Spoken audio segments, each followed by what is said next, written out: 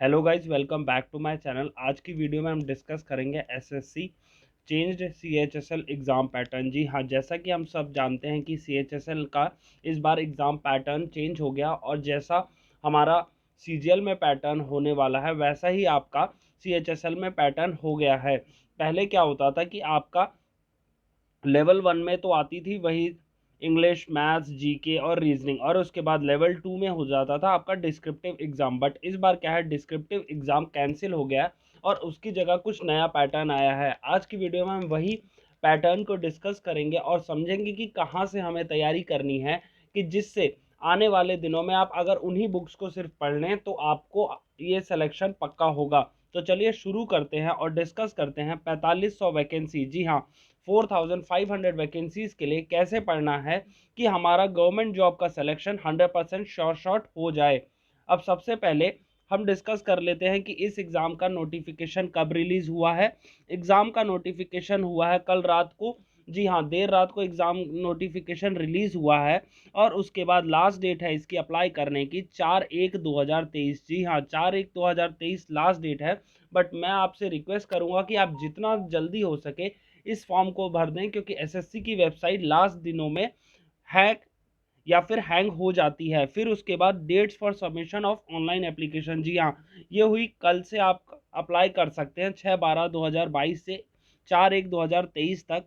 और इसके बाद ऑनलाइन पेमेंट की लास्ट डेट है आपकी 0501। ये सब तो हो गई डेट ऑफ एप्लीकेशन, कब से शुरू होना है और कब से खत्म होना है। नाउ नेक्स्ट आते हैं सबसे इंपॉर्टेंट पॉइंट पे, जो कि है कि क्या पैटर्न होने वाला है इस बार एसएससी सीएचएसएल का। पैटर्न होगा आपका वही टीयर 1 तो सेम है, जी हाँ टीयर 1 सेम है, जिसमें इंग्लिश, जीके, रीजनिंग और मैथ्स आनी है। और बट ये होना है क्वालिफाइंग नेचर का। क्वालिफाइंग नेचर मतलब क्या है, एक सर्टेन अमाउंट, चाहे वो 130 होगा 120 होगा, वो तो नंबर ऑफ कैंडिडेट्स और कंपटीशन कैसा उस पर डिपेंड करेगा। बट अभी के लिए यही है कि टीयर 1 जो है क्वालिफाइंग हो गया है और टीयर 2 आपका, उसमें मोटा मोटा मैं आपको समझाऊं तो उसमें वो होगा अराउंड 360 मार्क्स का। 360 मार्क्स में आपका मैथ्स प्लस जनरल इंटेलिजेंस को आप रीजनिंग भी कह सकते हैं, 30 मार्क्स या फिर 30 क्वेश्चन ये होंगे और 30 ही क्वेश्चन ये होंगे। तो मतलब टोटल आपका 60 क्वेश्चन सेक्शन 1 आएगा। ऐसे समझाता हूं मैं आपको। टीयर 2 में ये सारा हम डिस्कस करें, सेक्शन 1 में होना है आपका मैथ्स प्लस जनरल इंटेलिजेंस, जिसमें 30 क्वेश्चंस और 30 क्वेश्चंस, ये होंगे टोटल 60 क्वेश्चंस। और 60 क्वेश्चन में हर एक क्वेश्चन की वेटेज है आपकी 3, जी हाँ 3 वेटेज है और 180 मार्क्स आपके टोटल हो जाएंगे सेक्शन 1 में।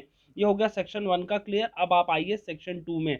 अब आप सेक्शन 2 में देखेंगे कि इंग्लिश प्लस जीके है इस बार। और इसमें क्या हुआ है कि इंग्लिश की ज़्यादा वेटेज है as compare to other subjects, और जीके की कम है लेकिन है ज़रूर as compare to previous year. Previous year में तो टीयर 2 आता ही नहीं था उसमें जीके। और उसके बाद जीके की कितने हैं 20 क्वेश्चंस, तो टोटल सेम हो गया। ये आपका कितने क्वेश्चन हो गए 60 question multiply by 3 marks each, तो आपका 180 हो गया। तो आपका पिछले आपने सेक्शन 1 को देख लिया, सेक्शन 2 को देख लिया, टोटल कितना होगा 360 मार्क्स का आपका हो गया टीयर 2 का पेपर, जिसके अकॉर्डिंग आपकी मेरिट डिसाइड होगी। जी हाँ मैं रिपीट कर देता हूँ, टीयर 2 के अकॉर्डिंग ही आपकी मेरिट डिसाइड होगी और इसमें भी नेगेटिव मार्किंग होगी। अब उसके बाद जो आपका सेक्शन 3 है कंप्यूटर का, उसमें क्वेश्चंस हैं 15, बट वो क्वालिफाइंग नेचर है। सेक्शन 3 जो आपका कंप्यूटर है और उसके बाद क्वालिफाइंग नेचर है। और उसके बाद फिर उसके बाद सेशन 2 होगा आपका। ये सब जितना सेक्शन 3 का था ये सेशन 1 में था। सेशन 2 में आपका टाइपिंग होगी एलडीसी और डाटा एंट्री ऑपरेटर के लिए। ये सब तो हो गया आपका एग्जाम पैटर्न। बट मोटा मोटा मानिए आपके लिए टीयर 1 और टीयर 2 में मैथ्स, इंग्लिश, रीजनिंग, जीके चारों आने हैं। ये एक बेसिक नॉलेज है, ज़्यादा इन डेप्थ में मत जाइएगा या फिर ज़्यादा मत सोचिएगा कि ये कम पढ़ूँ वो कम पढ़ूँ। मेहनत सब में करनी है, क्योंकि एवरेज मार्क्स जितने ज़्यादा होंगे आपका मेरिट में आने का उतना ज़्यादा चांस होगा।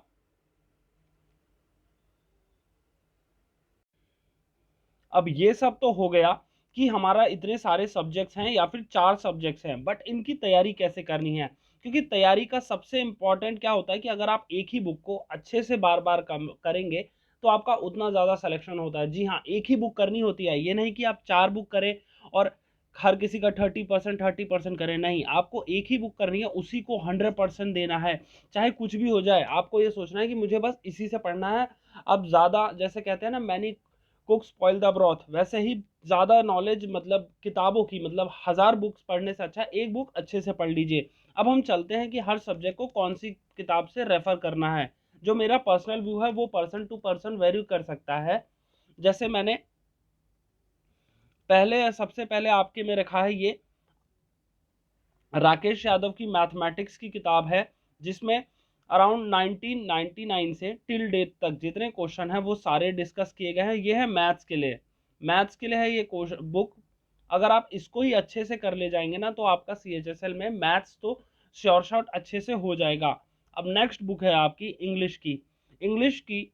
ये वाली बुक मैं रूल्स के रेफर करता हूँ। मतलब क्या है, रूल्स अगर आप पढ़ने हो ग्रामर के, तो आप इससे रेफर करिए। बहुत अच्छे से एक्सप्लेन किया गया है, हिंदी में भी बाइलिंगुअल है ये लैंग्वेज, मतलब बाइलिंगुअल है ये बुक, इंग्लिश में भी है और हिंदी में भी है। नेक्स्ट है आपका, इसमें क्या है आपका SP बख्शी। अब SP बख्शी में ना वोकैबलरी और प्रैक्टिस के लिए बहुत अच्छी है SP बख्शी।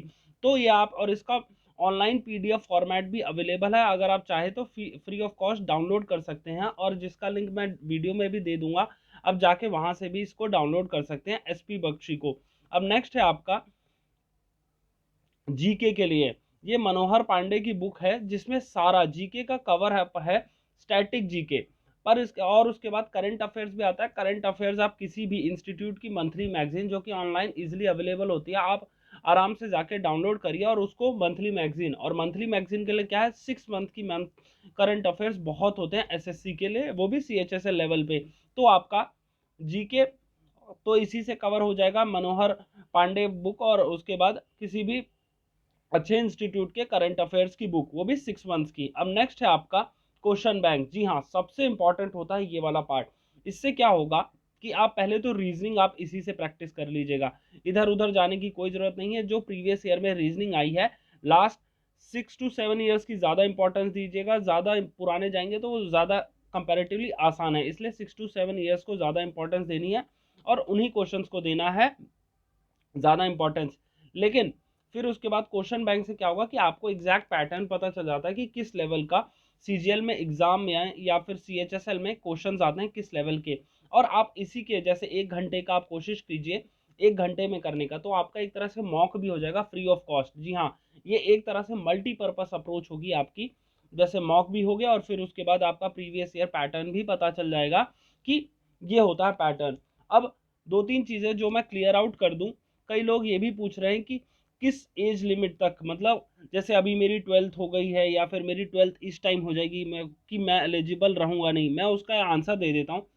4/1/2023, जी हाँ, 4/1/2023 तक आपकी 12th हो जानी चाहिए। ये है इसका SSC में क्लियर कट लिखा हुआ है, the candidate must possess essential qualification on और before the cut off date, that is 04/01/2023। ये तो हो गई आपका, जो कई लोगों ने मुझसे पूछा था कि क्या हम एलिजिबल हैं, तो अगर आप इस एज में आपका 12th हो जा रही है तो आप एलिजिबल हैं।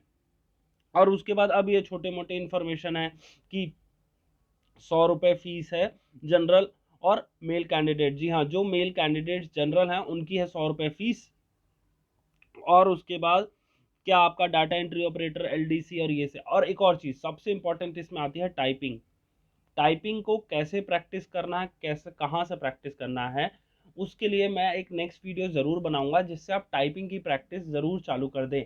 और मैं तो यही सजेस्ट करूंगा कि टाइपिंग आपको अभी से प्रैक्टिस कर देनी चाहिए, क्योंकि कई बार कई लोगों का ऐसा भी हुआ है कि उनका प्रीलिम्स या फिर सब कुछ तो क्वालिफाई कर गया, पर बेचारे वो टाइपिंग क्वालिफाई नहीं कर पाए, all just because of lack of practice. और प्रैक्टिस टाइपिंग में सबसे बहुत बड़ा की होता है और डिटरमाइनिंग फैक्टर होता है। तो आप अभी से चाहे 10 मिनट चाहे 15 मिनट ही कीजिए, बट 15 मिनट आपको टाइपिंग ज़रूर करनी है, और वो भी कौन से फॉर्मेट में करनी है आपको, ASDF JKL इस वाले फॉर्मेट पे, मतलब ये 4 फिंगर्स आपकी जो लेफ्ट हैंड की है वो इसमें आएंगी, और नेक्स्ट राइट हैंड की नेक्स्ट 4 फिंगर्स जो है एक्सेप्ट थंब। जी हाँ, थंब का मैं नहीं बता रहा, ये JKL है। ये वाला फॉर्मेट जो है आपको इस वाले फॉर्मेट पे आपको करनी है प्रैक्टिस टाइपिंग की। अगर आपको इन डेप्थ में बताना है समझना है कि कैसे टाइपिंग की प्रैक्टिस करनी है, मैं आपको एक वीडियो और लाऊंगा जिसमें मैं टाइपिंग, स्पेसिफिक टाइपिंग के लिए कि कहाँ से क्वालिफाई करते हैं, कहाँ से प्रैक्टिस करते हैं, कैसे प्रैक्टिस करते हैं कि आपके अच्छे से टाइपिंग हो जाए, तो उसमें मैं यही सब डिस्कस करूंगा टाइपिंग के रिगार्डिंग। बट अभी के लिए ये सारी किताबें जो मैंने बताई आपको, इनको ज़रूर रेफ़र कीजिएगा अगर आप अपना सिलेक्शन चाहते हैं तो।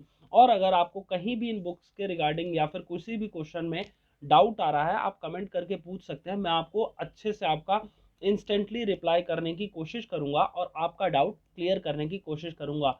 अगर आपको मेरा वीडियो इन्फॉर्मेटिव लगा हो तो वीडियो को लाइक ज़रूर कीजिएगा और चैनल को सब्सक्राइब कीजिएगा ऐसे ही कंटेंट के लिए। और एक और चीज़ क्या है कि आप ज़्यादा इधर उधर मत भागिएगा, हर चीज़ को पेशेंस से करना है, आराम से करना है। ये नहीं कि 36 चीज़ें प्रैक्टिस कर लो या फिर 36 चीज़ें आप कोशिश कर लो कि ये भी कर लेता हूँ वो भी कर लो, नहीं। आपको स्पेसिफिक एक ही टारगेट पे रहना है और एक ही रास्ता आपको डेली डेली कवर कप करना है। गवर्नमेंट जॉब के लिए पेशेंस सबसे बड़ा की होता है। ये था आज का वीडियो। अगर आपको मेरा मोटिवेशन और पढ़ाने का तरीका दोनों पसंद आता है तो वीडियो को लाइक ज़रूर कीजिएगा। Thank you.